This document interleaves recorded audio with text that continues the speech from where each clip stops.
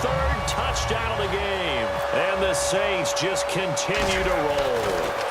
And he's a little bit on the shorter side as a receiver. Maybe sometimes for the defense, tough to find the little guys, right? Yeah, sometimes they get lost in the traffic, but usually what it means is that rather than just winning with height or even speed, they use their quickness to find a way to get open. Well, tall, short, wide, skinny, whatever, there it results in a touchdown. That'll be taken in the end zone.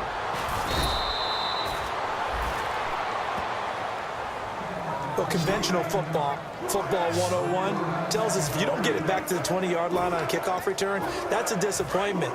But some of these team special teams coaches, with approval by the head coach, they give them full authority to go ahead and bring it out and try to be aggressive, almost what we call the green light, red light theory. Green light means go, red light means stop.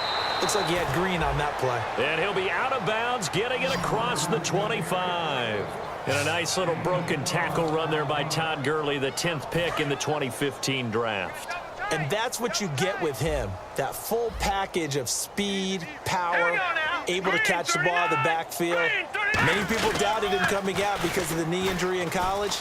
They're seeing the full Todd Gurley now, and it hurts. They find some open field here. Todd Gurley, wave goodbye. The 30. And they finally bring him down, but he reaches the 16.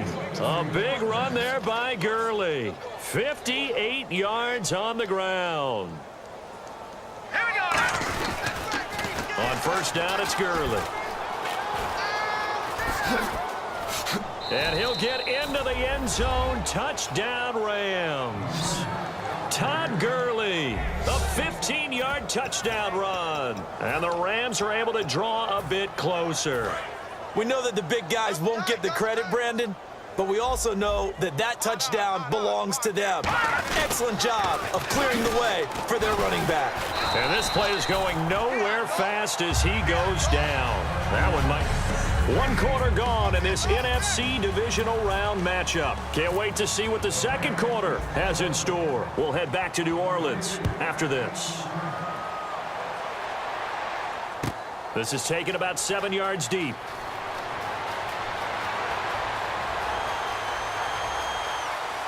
Whoosh. Brandon Cooks. He's at the 30. And he finally runs out of gas, but not before he's inside the 10-yard line. Similar to golf, you never want to count a score before it actually happens, but you have to figure. They thought they were going to get 6 on that play. Great effort to keep them out of the end zone, but a big-time return. And Sturgis able to knock it through, and they're sitting pretty now as the lead grows even further. So the drive takes them inside the 10, but it ends with just 3. And a nice job defensively to rise up and make sure they didn't get in.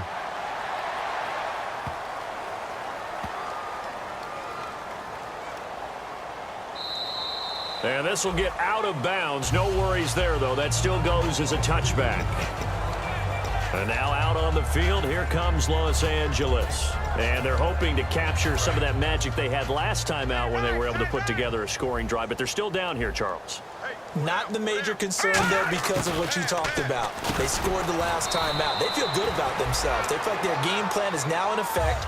They know how to attack and what plays they want to put together. But they've got to keep it moving in the right direction because, as you just note, they are down on the scoreboard. Goff now to throw. He's going to leave this for his running back. It's complete. 30. Past the 20. Touchdown, L.A. Todd Gurley. He scored on the ground and through the air.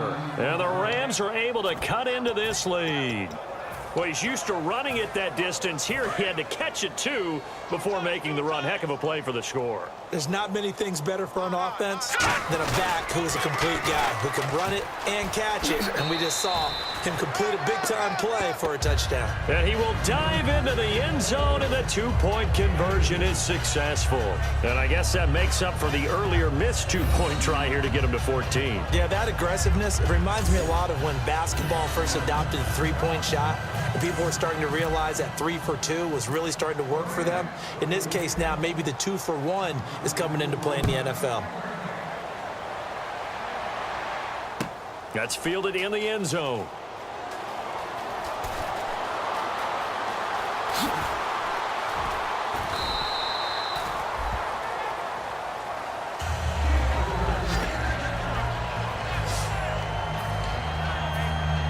The Saints offense now, they get ready to head back onto the field. And they had 3 points last time, but they didn't want 3 points because they were well within range of scoring a touchdown. We'll see if they can do better now. I'm with you on that one. Let's just... The big fella, the 30.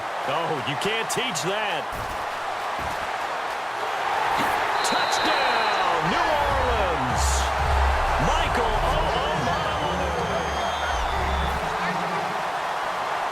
Point after now from Sturgis.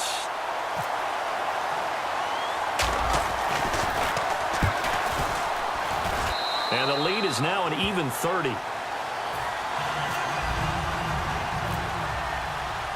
Morstead out now following the touchdown to kick. That'll be taken in the end zone.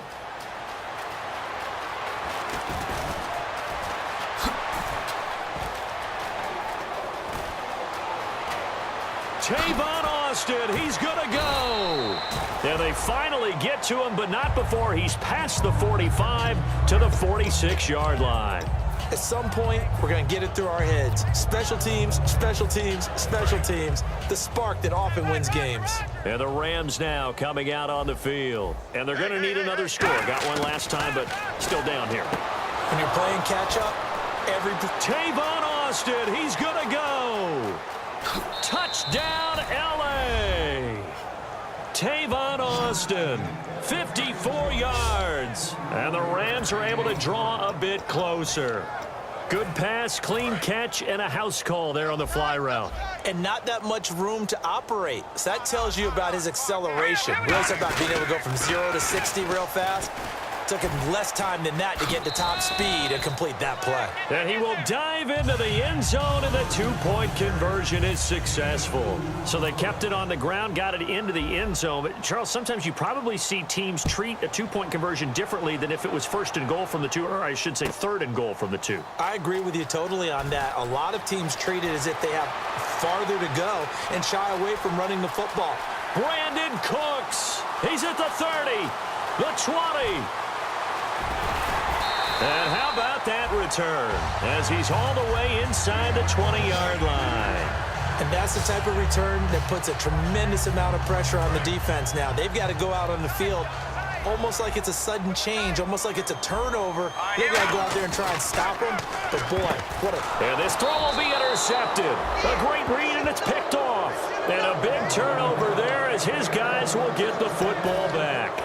How about the big boys snagging one? You don't see that every week. No, you don't, but a lot of them are just reliving their old dreams, going back to when they were in youth football and in high school. They didn't always play defensive line. Some of them actually handled the football, and you can see the flashback when he grabbed that one. Weaving through traffic, and now he's free. 20.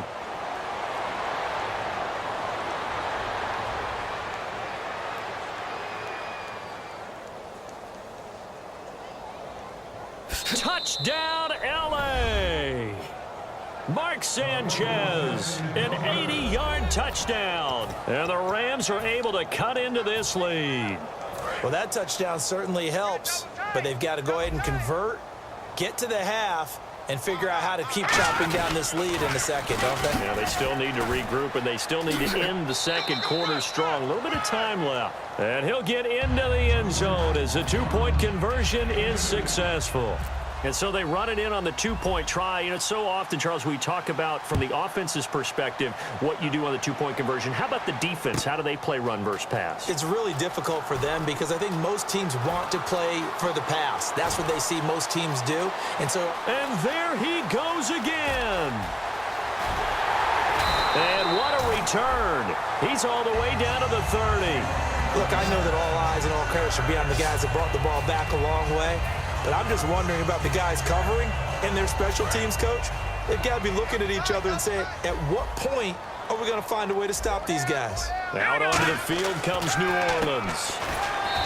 Trying to shake off the interception, he'll look to throw. Call it a 3-yard gain, and that'll make this a second down. And the offense moving quickly to the line. Manziel, and they will not get the connection there. It's incomplete. And It's always tough for the guys throwing the football when they think they've got a completion and the ball's almost there, and then someone sneaks a hand or two in and bats it away. Here we go. Now Manziel firing quickly here, and that's complete. And he is into the end zone. Touchdown, New Orleans. I heard a coach talk about those late-in-the-half scores, especially ones that give your team a pretty decent cushion. He said those could be the ones that could finish off a squad if you let them. Yeah, they've got the cushion. This half has been theirs. They'll look to run with Ingram. And he will dive into the end zone, and the two-point conversion is successful. Only had a couple of yards to gain there on the two-point conversion, and they were able to do it. And how many teams shy away from running the football in the two-point conversion? They treat 2 yards as if it were 20. If you're a good team running the ball, go to your strength. Go ahead and push it into the end zone. Yeah, they did. It worked. And for the third time now, this is going to wind up a safety. Unbelievable. Well, I'm not totally privy to what went on with their offensive meetings, but, Charles, something tells me that one wasn't in the plan. Yeah, when we had our production meeting, they didn't exactly share that with us, but I'm pretty sure that on the play sheet, the run... Brandon Cooks past the 20.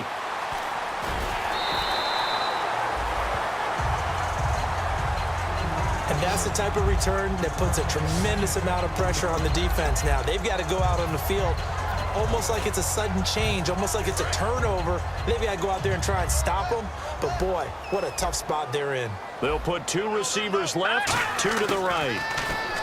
They'll come out throwing, and he's got him. It's caught in the end zone. Touchdown, New Orleans. Their dangerous wide receiver in the final seconds of the first half. And the Saints are pouring it on.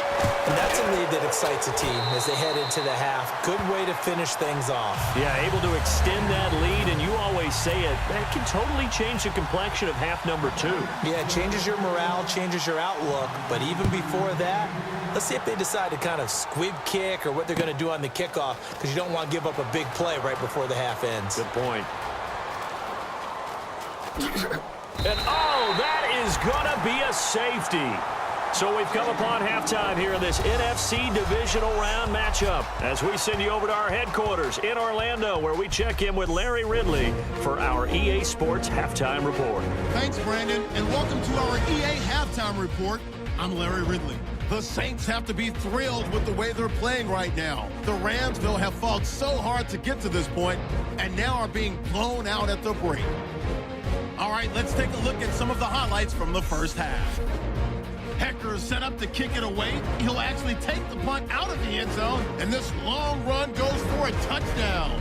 Hecker is going to kick it away. The return is going to start from the 11, and he'll win the sprint to the end zone. The Saints lead balloons to 20. Now early in the second, Gurley's going to catch the screen pass, and he's gone as he sprints to the end zone. This cuts the deficit to 23.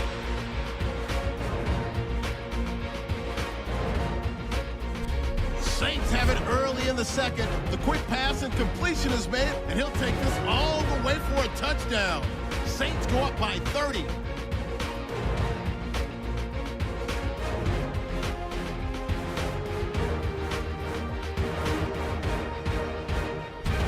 First and 10, Austin's found on the quick pass and catched it, and this will go all the way for a touchdown, continuing a crazy first half. Set up now, 3rd and 7. Young's got the catch here on the quick pass, and it leads to a touchdown. Saints go up by 24. So that's all for us here at the EA Sports Studio. We'll get you back out to the field now for some more